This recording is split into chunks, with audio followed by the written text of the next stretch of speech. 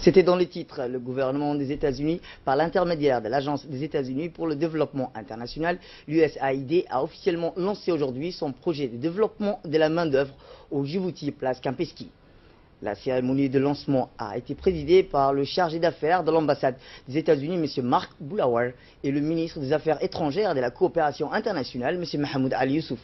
Ce projet de 25 millions de dollars a une durée quinquennale et vise à réduire le chômage à Djibouti en améliorant la disponibilité et la compétitivité de la main-d'œuvre en fonction des besoins du marché.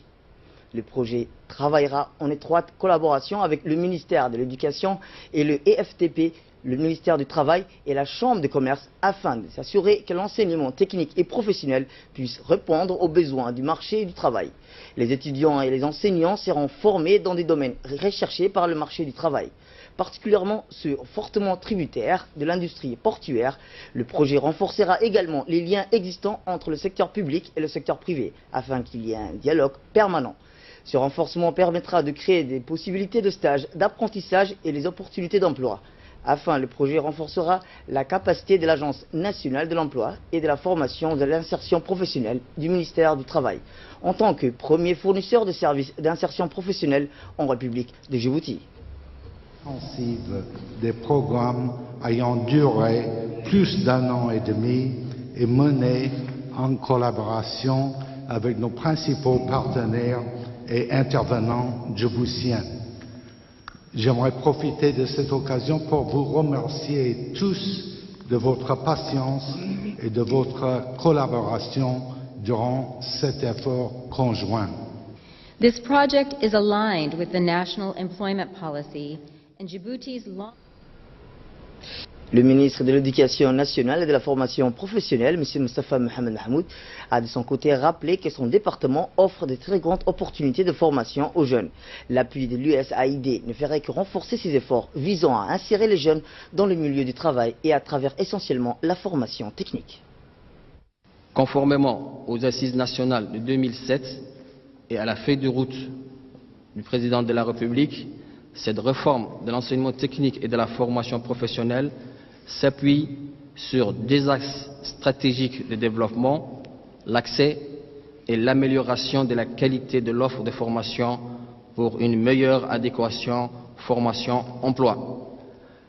À ces deux axes majeurs s'ajoute le développement du partenariat avec le secteur privé à tous les niveaux du dispositif de formation.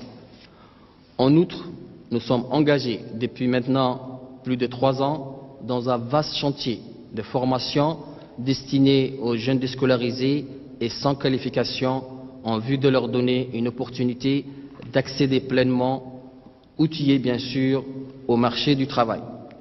Plus de 5000 jeunes issus essentiellement des quartiers populaires de la capitale, mais également des régions de l'intérieur ont pu, grâce à ces programmes, bénéficier et continuent toujours de bénéficier des formations adaptées à leur profil.